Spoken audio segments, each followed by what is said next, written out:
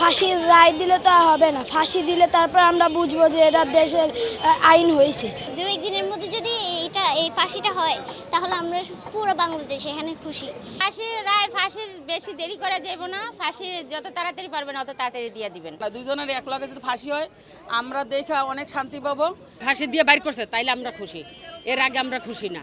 আইনকালকে বিশ্বাস করবে না, এখন অতি তাড়াতাড়ি যত তাড়াতাড়ি পারে সরকারের কাছে একটা আবেদন আমাদের যে আসামিকে দ্রুতভাবে ফাঁসি দিয়ে দেব, দ্রুত এবং কি পারলে এই সপ্তাহে দিয়ে দেব। সোহেল রানা ও তার স্ত্রী রামিসাকে যে খুন করেছে আমরা তার দ্রুত বিচার চাই। 2-1 দিনের ফাঁসির কার্যক্রম চাই। এই মহল্লাবাসী সারা বাংলাদেশের মানুষ বলতেছে রামিস হত্যার ফাঁসি চাই।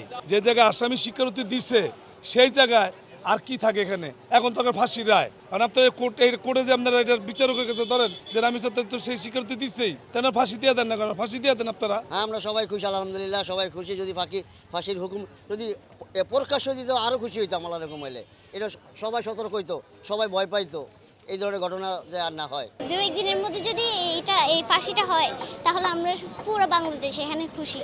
কারণ একজন ফাঁসি হলে সব খুনি মানে ভয় পাবে। ফাঁসির রায় বেশি দেরি করা যাবে না, ফাঁসি যত তাড়াতাড়ি পারবেন অত তাড়াতাড়ি দিয়ে দিবেন। কারণ এই রাক্ষস যদি মরে যায় তাহলে মনে করেন পৃথিবীর সব মা, সব বাবা, সব সন্তান এরা ঠান্ডা হয়ে যাবে। আমরা চাই রামিসার হত্যার ফাঁসি, ওর বউ আর ওই সোহেল রানা দুইজনের এক লগে যদি ফাঁসি হয় আমরা দেখে অনেক শান্তি পাবো যে এইরকম ওরা জীবনে আর না করতে পারে কোনোখানে। কিন্তু আমাদেরও তো বাচ্চা কাচ্চা আছে, এই কারণে আমরা যাই দ্রুত ওর ফাঁসি হোক, ঠিক আছে? যত দ্রুত হয় অত আমরা বাঁচি।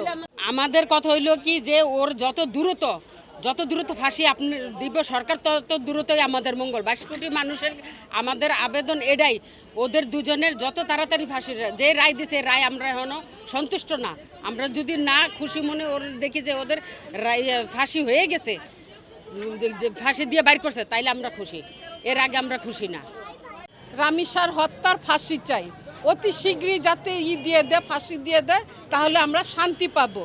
এরকম অনেক মা বোনেরা অনেক পাইতেছে, এইটা দেখা সবার মনে সবাই শান্তি পাবে যে এরকম সব বাচ্চাদের যাতে আর অপহরণ না হয়, এরকম না করে। ফাঁসির রায় দিলে তো আর হবে না, ফাঁসি দিলে তারপর আমরা বুঝবো যে এটা দেশের আইন হয়েছে। কারণ যদি ফাঁসির রায় দিয়া ঘুরে পরে আর ফাঁসি না দেয় তাহলে তো আর এটা হবে না। কারণ ফাঁসি দিয়ে তারপরে আমরা সন্তুষ্ট হব। ভাই, এই রামিসা হত্যাকারীর বিচার শুধু রামিসার বাবা চায় না, বাংলাদেশের 22 কোটি মানুষ এই রামিসা হত্যাকারীর ফাঁসি চায়। এবং আমরা দ্রুত সময়ের মধ্যে আমরা এই হত্যাকারীর মৃত্যুদণ্ড দেখতে চাই। আমরা শুধু আদেশে সন্তুষ্ট নয়, আমরা রামিসা হত্যাকারীর ফাঁসি চাই। এবং এই যে ওই হত্যাকারী দুজন জড়িত, সেই দুজনেরই আমরা ফাঁসি চাই দ্রুত সময়ের মধ্যে।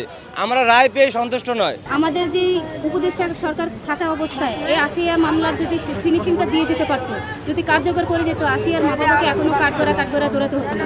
আপনি দেখেন আমাদের প্রধানমন্ত্রী আসার পরে চার্জশিট জমা হয়েছে, বিচার উনি দায়িত্ব নিয়েছে, বিচার হয়েছে। এটা বিচার ব্যবস্থার দুর্বলতা, এটা প্রশাসন ব্যবস্থার দুর্বলতা, এটা আইন বিভাগের দুর্বলতা। আমি চাই আইন প্রয়োগ হোক, প্রতিটা দোষিতা মেয়ে বিচার পাক, প্রতিটা ধর্ষকের বিচার হোক।